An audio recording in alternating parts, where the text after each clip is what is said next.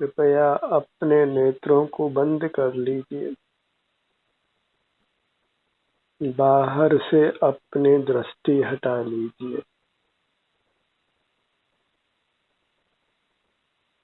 सुख का स्रोत भीतर है। आपकी अमूर्त काया है, बाहर बिल्कुल नहीं है।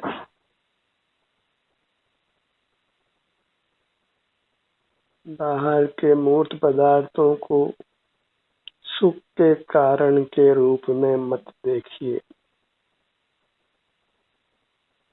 सुख का कारण एक आपकी स्वयं की अमूर्त काया है। वही सुख स्वभावी है।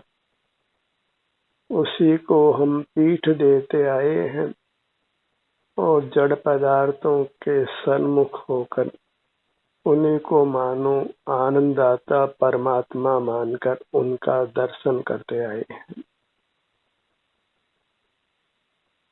और ये अनादि से चल रहा है। इस जीवन का इतिहास ही खोल कर देख लीजिए। अपने आभ्यंतर अमूर्त शरीर को हम पीठ ही देते आए हैं और बाहर की दुनिया जो दिखाई पड़ती है वह अचेतन है। उसी के हम सन्मुख रहते आए हैं। तो अपने सुख स्वरूप को पीठ देकर सुख रहित पदार्थों के हम सन्मुख रहकर सुख की आशा करते आए हैं। अग्नि के समीप रहकर शीतल होने की वांछा करते आए हैं।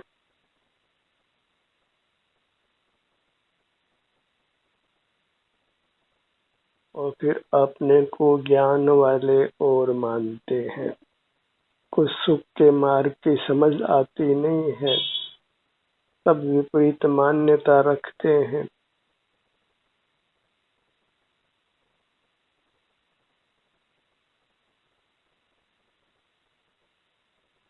जो बीत गया वो बीत गया, उसको याद करने से कुछ भी लाभ नहीं है।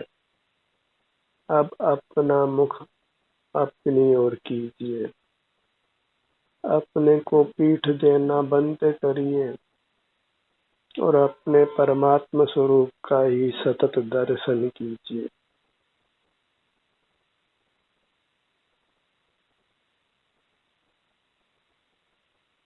अपनी अमूर्त प्रतिमा है, वही परमात्मा का रूप है। उसी के सन्मुख रहना वह परमात्मा का दर्शन है। जड़ प्रतिमा को देखने से चेतन परमात्मा के दर्शन नहीं होते। चेतन परमात्मा तो जीव स्वयं है और वह अंतर्दृष्टि से ही उपलब्ध होता है।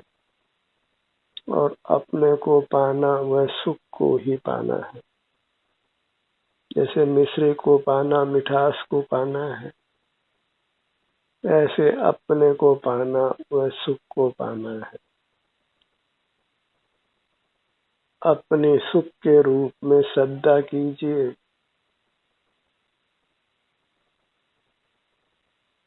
परमात्मा के रूप में अपनी श्रद्धा कीजिए।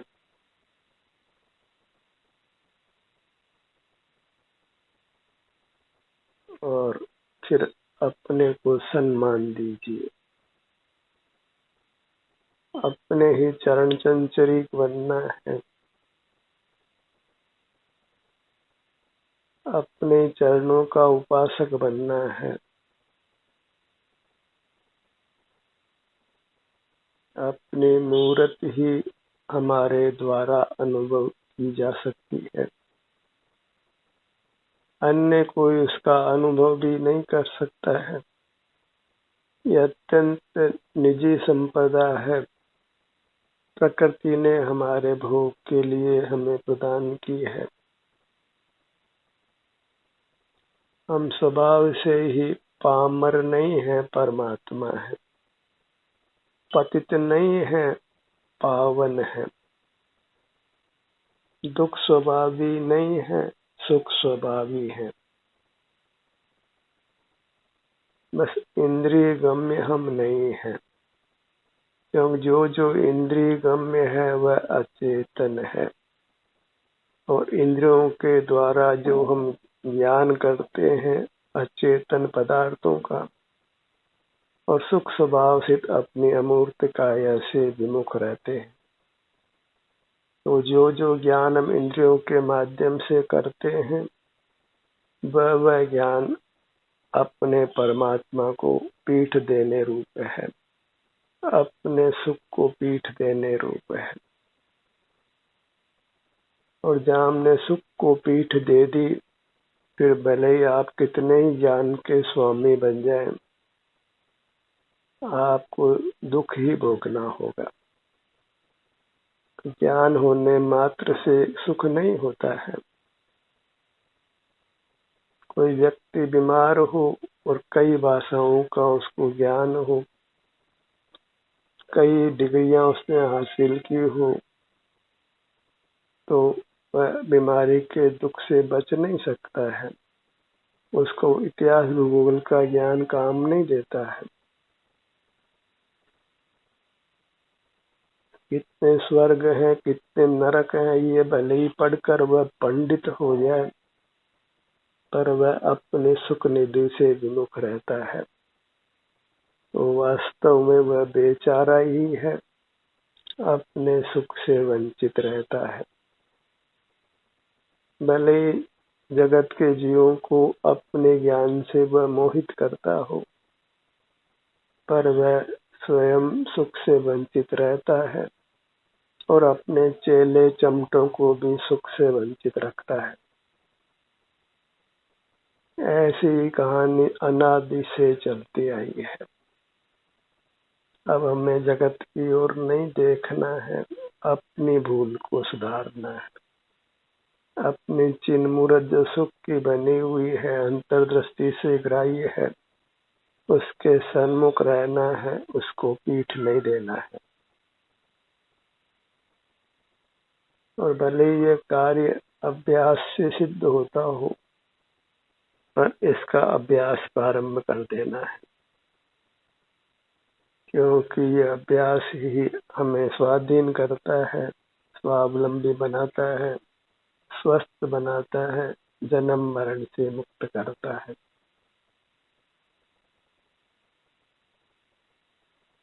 अपने ध्यान को अपने सिर के भाग पर ले आइए।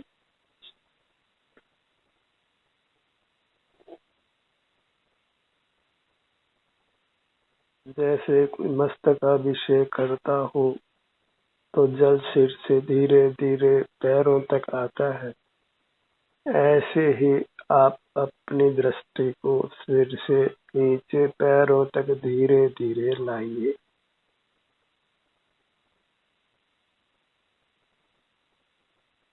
यही समझिए मानो परमात्मा का जलाभिषेक हो रहा है। कल्पना नहीं करना है, आपको बस सिर से पांव तक हर भाग का संवेदन करना है। अपने उपयोग को सिर से पैरों तक धीरे धीरे, जैसे पानी धीरे धीरे पांव तक पहुंचे, ऐसे अपने ध्यान को धीरे धीरे पांव तक पहुंचाइए।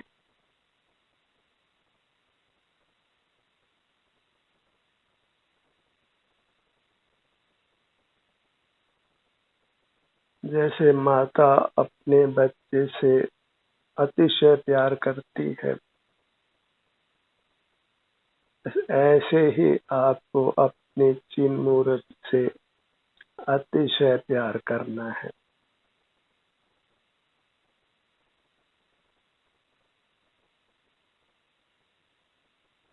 गाय जैसे बछड़े से वात्सल्य रखती है, ऐसे ही हमें अपनी परमात्मा मूर्ति जो सिर से पांव तक है, उसके प्रति वात्सल्य भाव रखना है और फिर इसी में स्थिर रहना है।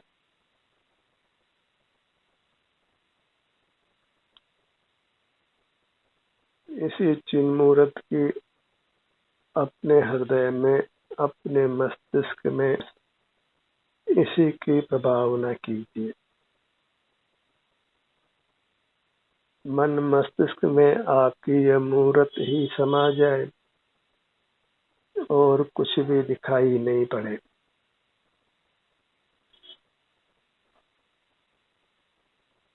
जैसे अर्जुन को लक्ष्य ही दिखाई देता है और कुछ दिखाई नहीं देता, ऐसे ही हमें बस अपनी चिन्मूर्त ही लक्ष्य में आवे और मूर्त पदार्थ दिखाई नहीं दे। मूर्त पदार्थ सुख स्वभावी नहीं है, इसलिए उनकी ओर देखना नहीं है। उनकी श्रद्धा करना व अपनी अश्रद्धा करना है, और अपनी अश्रद्धा करना वही दुख का कारण है।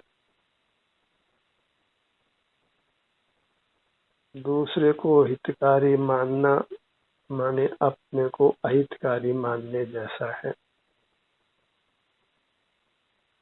पर द्रव्य से सुख होना मानना माने स्वद्रव्य से दुख होना मानना है, तो सब उलट जाता है।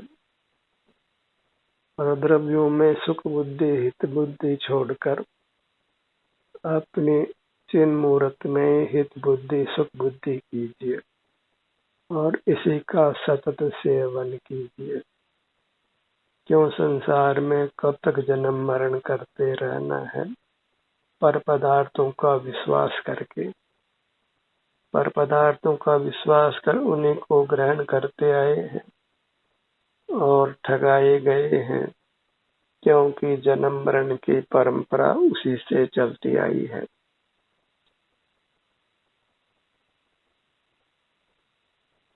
अपने ध्यान को अपने ललाट भाग पर लाइए।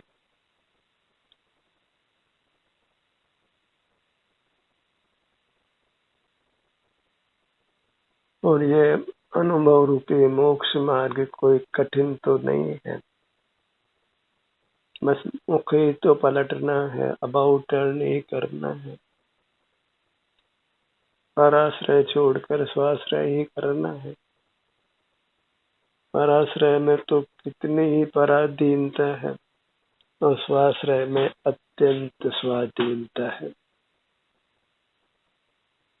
हर पल को अपने हित में लगाइए, अपने सन्मुख लगाइए।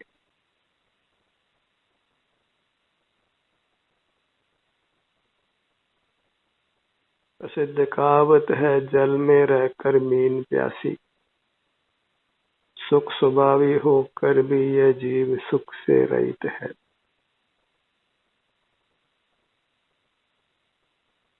अगर जल में रहकर भी मछली का मुख यदि जल के बाहर है तो फिर वह प्यासी ही रहेगी। ऐसे ही हम सुख स्वरूपी समुद्र रूप होने पर भी यदि हमारा मुख इस चेतन काया से बाहर है तो फिर हम सुख से रहित ही रहने वाले हैं।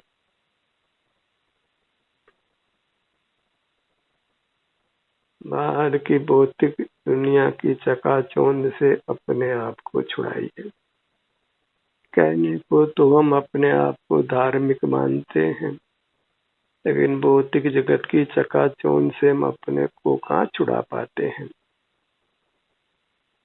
हमने तो भौतिक जगत को ही परमात्मा मंदिर तीर्थ बना लिया है, तो हमारी बुद्धि तो मानो सटिया ही गई है। और किस प्रकार अपनी चेतन मूर्त का हम अनादर कर सकते हैं।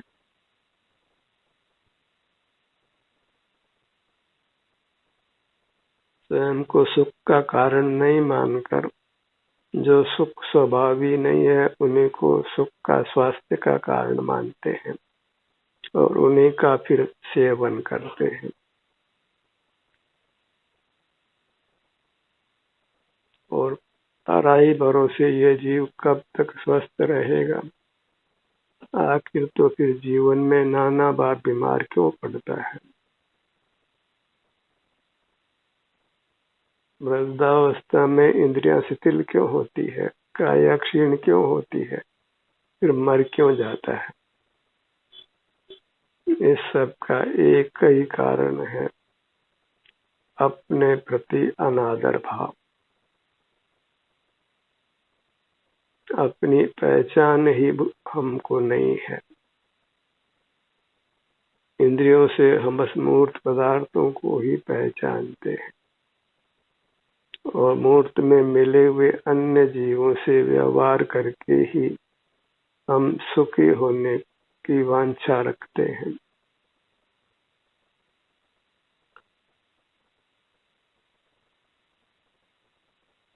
जो भी मुक्त हो गए हैं वे अपने सुख को ही भोगते हैं। जगत से उन्होंने नाता तोड़ा है। भले ही मोही जगत उनको फिर जगत का ज्ञाता बनाकर उनका जगत से नाता जोड़ देता हो। ये मोही जीव क्या कुछ कर सकता है? इसके लिए मानो सब गुनाह माफ है, पर इस सब मिथ्या मान्यताओं का दंड तो उसको भोगना ही पड़ता है।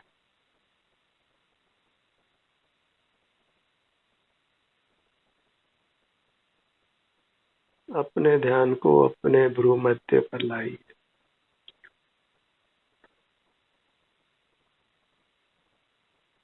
फिर हमको अपने सन्मुख ही होना है। सिर से पांव तक ये अखंड चैतन्य मूर्ति है। इसी के सन्मुख रहना है। मोक्ष मार्ग सामलो रे, करि वृत्ति अखंड सन्मुख। यम नियम और बाहर का संयम हमने बहुत पालन किया है अनेकों जन्मों में, और शास्त्रों का वाचन पाठन भी बहुत किया है, लेकिन कुछ भी सुख की उपलब्धि नहीं हुई, क्योंकि अपने को पीठ तो हम देते ही रहे। न तो अपनी पहचान ही की, न अपने सन्मुख ही रहे। धर्म के नाम पर भी इंद्रियों को खुला ही रखा है, जितेंद्रियता नहीं की है। इंद्रिय ज्ञान का निरोध करना पूरी तरह से उसी का नाम जितेंद्रियता है। और मन भी एक इंद्रिय है, तो उससे भी कुछ विचार नहीं करना। और वह तब भी संभव है जब हम अपने सन्मुख रहें। अपने सन्मुख रहने में न इंद्रिय ज्ञान है, न मन से होने वाले नाना विकल्प हैं। मन के विकल्पों से ही जीव बुरी तरह थक जाता है, अपने से ही हार जाता है। अपने ध्यान को अपने दोनों नेत्रों के भाग पर लाइए। ऐसा स्वाधीन काम है जिसमें कुछ अर्थ की आवश्यकता भी नहीं पड़ती है। किसी को सर भी नहीं बोलना पड़ता है।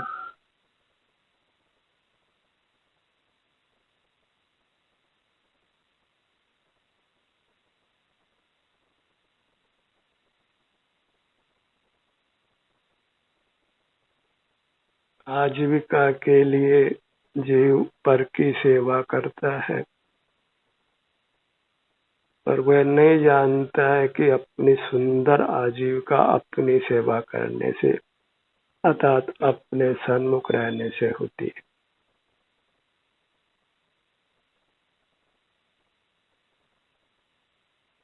व्यापारी सतत ग्राहक के सन्मुख रहता है,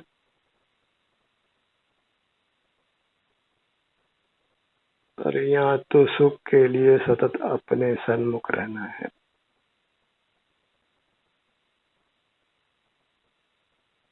पर के सन्मुख रहने में इंद्रियां थकती है, मन भी थकता है, और अपने सन्मुख रहने में मन को भी विश्राम, इंद्रियों को भी विश्राम, और काया को भी कोई थकावट नहीं होती है।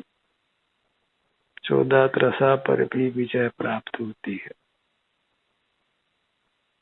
और उत्तम से उत्तम स्वास्थ्य की प्राप्ति होती है।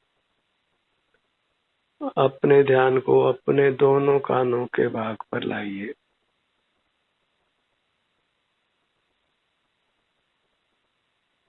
मुखमंडल के भाग में यह अपनी अधिकतम चौड़ाई है।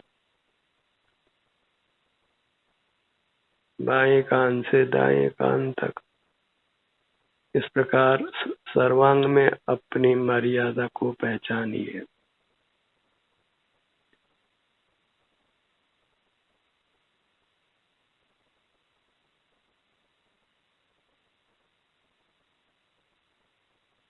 अपना सुख तो अपने में है, बाह्य वस्तु में व्यर्थ प्रयास। जग का सुख तो मृग तृष्णा है, झूठे हैं उसके पुरुषार्थ। अपनी बहिर्मुखता ही हमको दुख देती है और अपनी अंतर्मुखता ही हमको सुख देती है। दूसरा कोई सुख दुख का कारण नहीं है। अपने कर्म सिवाय जीव को कोई न सुख दुख देता।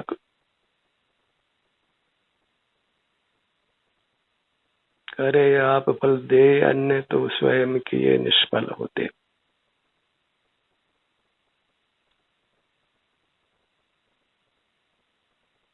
कर्म के साथ ऑटोमेटिकली फल जुड़ा रहता है। आग में हाथ दो तो हाथ जलता ही है।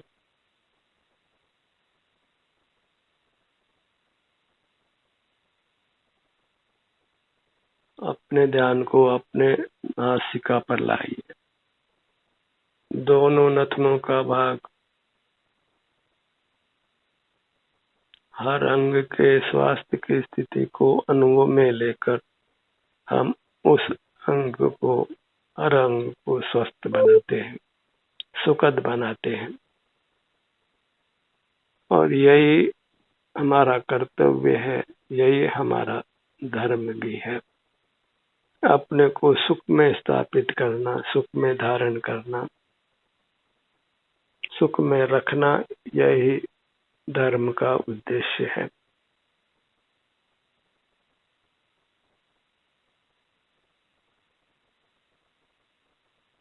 अपने हित की चिंता कीजिए, दूसरे के हित की चिंता दूसरे को करने दीजिए।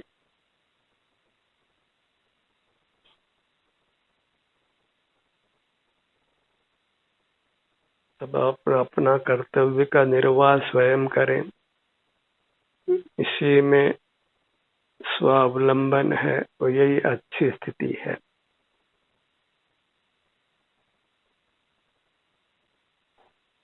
दूसरे का काम करने में जीव नौकर कहलाता है, अपना काम करने में नौकर नहीं कहलाता। इसलिए अपना हित करने में चारित्र कहलाता है, पर का हित करना वो चारित्र नहीं कहलाता।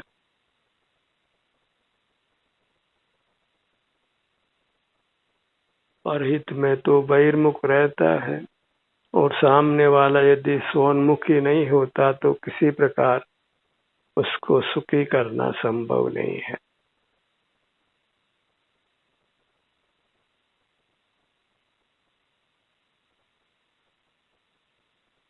अनेकों बार जीव दूसरे को बचाने के प्रयास में मर जाता है और वह कोई धर्म नहीं है। जगत की ओर देखने में कहीं सुख नहीं है। जगत अनादि से चलता आया है, हमको बस उस जगत से बाहर निकलना है, क्योंकि जगत में कहीं सुख नहीं है। मूर्त काया को प्राप्त करना फिर मरण पर छोड़ना, इस प्रकार मूर्त काया से बंधे रहना और उसको छूटने का उपाय नहीं करना, तो फिर हमारा चेतन होना ही वृथा है। अपने ध्यान को अपने मुख के भाग पर लाइए। दोनों होठों का स्थान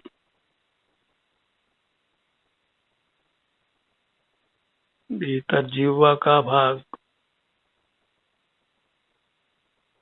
ऊपर तालु, कंठ का भाग। अपने में हमें सुख शांति ही प्राप्त होती है, कोई राग द्वेष कषाय अंदर दिखाई नहीं पड़ती।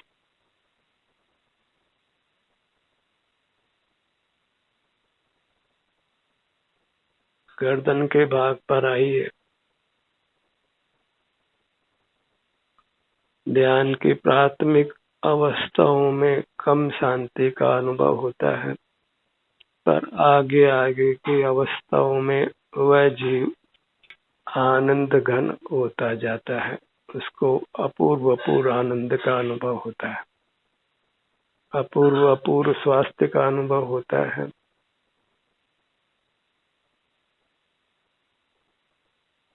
जीवन धन्य होता है और इस क्रम में वह जीव संसार के जन्म मरण से छूटकर परमात्मा हो जाता है। और जैसे हम जीते आए हैं, अपने को पीठ देकर और जगत के सामने खड़े रहकर, तो फिर जो आज तक होता आया है वही आगे भी होने वाला है। तो फिर क्या होता है, वो सारे संसार के जीवन में क्या हो रहा है वो देख लीजिए।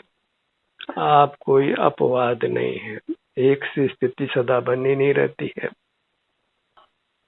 राजा रंक हो जाता है और रंक राजा हो जाता है, मनुष्य पशु पक्षी बन जाता है और पशु पक्षी मनुष्य हो जाते हैं। इस तरह संसार समुद्र में, संसार वन में जीव भटक रहा है। अपने ध्यान को अपने धड़ भाग पर लाइए। दोनों भुजाएं, दोनों पैर, हर छोटे से छोटे भाग के स्वास्थ्य की स्थिति को अनुभव में लेना है।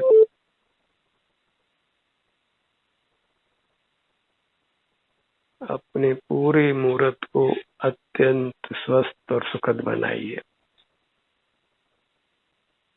ध्यान का ये सत्र यही समाप्त होता है। आपकी सहभागिता के लिए धन्यवाद।